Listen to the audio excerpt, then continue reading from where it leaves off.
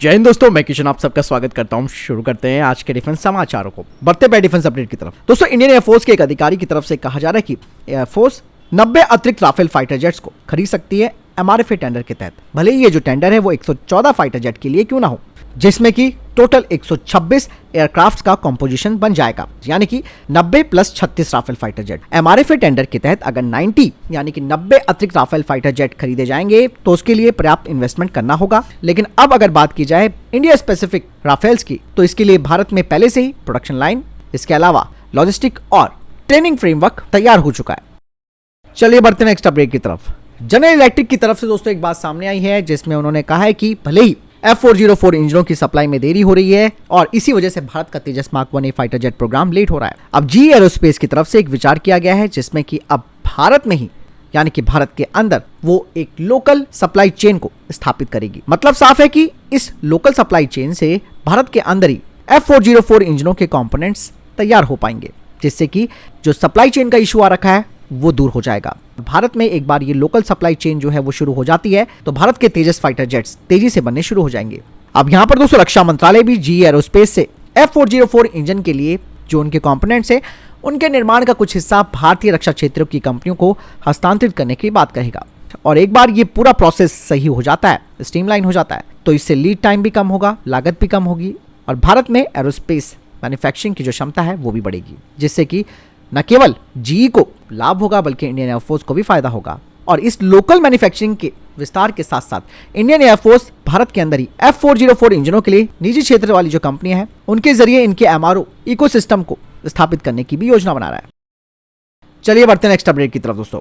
Naval science and technological laboratory यानी कि NSTL उन्होंने अब भारतीय निर्माताओं के लिए एक्सप्रेशन ऑफ इंटरेस्ट जारी किया है, जिसके तहत मल्टी इन्फ्लुएंस ग्राउंड माइन का उत्पादन किया जाएगा। इसीलिए ऐसी कंपनियों की तलाश NSTL के द्वारा की जा रही है। आपको मैं बता दूं कि ये जो मल्टी इन्फ्लुएंस ग्राउंड माइन यानी कि MIGM है, इसे NSTL DRDO के द्वारा डिजाइन और विकसित किया गया है, जो कि एक कटिंग एज नेवल माइन है, जिसका उद्देश्य इंडियन नेवी को मॉडर्न स्टाइल जहाजों के खिलाफ टेक्टिकल फायदा प्रदान करना है। आपको बता दें कि ये जो MIGM है वो दो अलग अलग मोड पर काम करता है, केबल कंट्रोल मोड और ऑटोनोमस मोड। बढ़ते हैं नेक्स्ट अपडेट की तरफ दोस्तों लक्ष्मी मशीन वर्क्स ने HAL के LCA डिवीजन को पहली एयर इनटेक असेंबली दी है और यह हमारे स्वदेशी फाइटर जेट प्रोग्राम के लिए भी एक महत्वपूर्ण मील का पत्थर है। बाकायदा इसके लिए 2022 में एक MOU पर साइन किया गया था। आपको मैं बता दूं कि इंजन में ऑप्टिमल एयर फ्लो को इंश्योर करने में एयर इनटेक असेंबली काफी महत्वपूर्ण भूमिका निभाती है, जो कि हाई परफॉर्मेंस और एफिशिएंसी बनाए रखने में एक महत्वपूर्ण कारक भी है। बढ़ते नेक्स्ट अपडेट की तरफ दोस्तों, LCH प्रचंड को लेकर एक बड़ी अपडेट सामने आई है और कहा जा रहा है कि अब LCH प्रचंड को टैक्टिकल वीडियो डेटा लिंक यानी कि TVDL सिस्टम मिलने वाला है, जो कि इस हेलीकॉप्टर की नेटवर्क सेंट्रिक वॉरफेयर क्षमताओं को बढ़ाएगा। और इसे खास तौर से LCH के लिए डिजाइन किया गया है ताकि इसके जो चालक दल हैं उन्हें युद्ध क्षेत्र में व्यापक यानी कि कॉम्प्रिहेंसिव विजुअल और डेटा शेयरिंग एडवांटेजेस मिल सके। दरअसल दोस्तों LCH प्रचंड के लिए तैयार किया गया ये जो tactical video data link system है वो एक सोफिस्टिकेटेड वीडियो और data receiver oblique transmitter system है, जो कि एयर क्रू को अनमैन्ड एरियल व्हीकल्स और ग्राउंड आधारित जो सेंसर्स के द्वारा सीधे कॉकपिट में कैप्चर की गई रियल टाइम की हाई क्वालिटी वाली वीडियो इमेजरी और डेटा प्राप्त करने की अनुमति देगा, जो कि युद्ध के मैदान पर तेजी से और अत्यधिक कुशल निर्णय लेने में पायलट्स को भी सक्षम बना पाएगा। इसका एक सबसे बड़ा फायदा ये होगा कि युद्ध क्षेत्र में एक ही डेटा के साथ सब काम कर सकते हैं और तेजी से कम्युनिकेशन और डेटा शेयरिंग से जो हमारी टेक्टिकल यूनिट, ग्राउंड फोर्सेस और जो दूसरे एयरक्राफ्ट हैं वो और अच्छी तरीके से यानी कि प्रभावी ढंग से काम कर सकते हैं। बढ़ते हैं नेक्स्ट अपडेट की तरफ दोस्तों।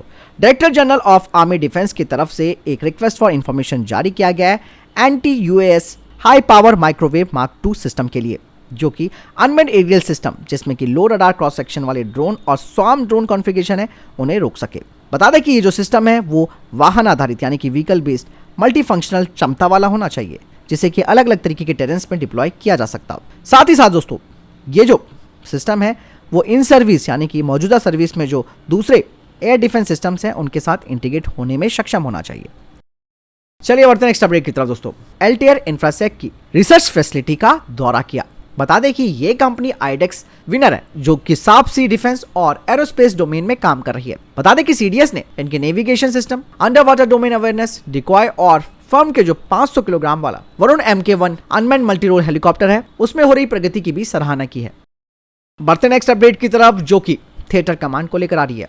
सेना प्रमुख जनरल उपेंद्र द्विवेदी के द्वारा कहा गया है कि अब वे 3 स्टेप अप्रोच को शामिल करने जा रहे हैं थिएटर कमांड की दिशा में, जिसमें कि ज्वाइंट ट्रेनिंग, साझा संसाधन और इंटीग्रेटेड कमांड स्ट्रक्चर शामिल होगा। और ये थिएटराइजेशन की दिशा में एक महत्वपूर्ण प्रयास है। मतलब साफ है कि भविष्य की सुरक्षा चुनौतियों का प्रभावी ढंग से सामना करने के लिए अब थिएटराइजेशन की तरफ हमारी आर्म फोर्सेस आगे बढ़ रही हैं। बढ़ते नेक्स्ट अपडेट की तरफ, चाइना ने अपने HQ-19 anti ballistic missile defence system को दुनिया के सामने रखा है। हालांकि अब इसकी कुछ तस्वीरें आई हैं, लेकिन वो अब जुहाई एयर शो जो शुरू होने वाला है वहां पर इसको व्यापक रूप से दिखाएगा भी। अब कहा जा रहा है कि ये अमेरिका के थर्ड और रशिया के S-400 को चुनौती देगा। 2021 में HQ-19 का परीक्षण किया गया था और ये इनकी सर्विस में शामिल हो चुका है। आपको बता दें कि HQ-19 सिस्टम बैलिस्टिक मिसाइलों को बाहरी वायुमंडल में खत्म करने के लिए तैयार किया गया है और HQ-19 heat to kill technology का इस्तेमाल करता है।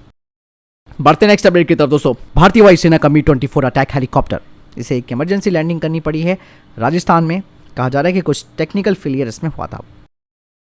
बढ़ते नेक्स्ट अपडेट की तरफ दोस्तों, हैदराबाद स्थित आजाद इंजीनियरिंग लिमिटेड ने एडवांस गैस और थर्मल पावर टरबाइन इंजन में इस्तेमाल होने वाले सोफिस्टिकेटेड और प्रिसाइसली इंजीनियर्ड रोटेटिंग और स्टेशनरी एयरफॉइल्स की आपूर्ति के लिए जापान की मित्सुबिशी हेवी इंडस्ट्रीज के साथ एक लॉन्ग टर्म समझौता किया है, जो कि करीबन $82.89 मिलियन का, यानी कि लगभग 700 करोड़ रुपए का अनुबंध है। दरअसल आजाद इंजीनियरिंग के पास अत्याधुनिक टेक्नोलॉजी और बुनियादी ढांचे में इन्वेस्टमेंट करने का एक अच्छा खासा इतिहास रहा है।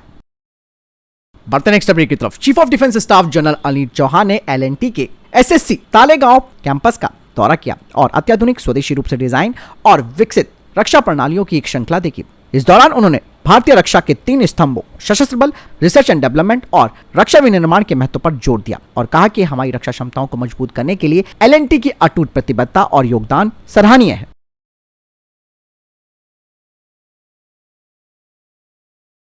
फिलहाल इतने अभी तक के टॉप डिफेंस अपडेट वीडियो के सामने कोई प्रश्न जवाब, आपका कोई सवाल है कमेंट सेक्शन में लिखकर जरूर पूछ सकते हैं। वीडियो को लाइक और शेयर जरूर कीजिएगा। जय हिंद, वंदे मातरम।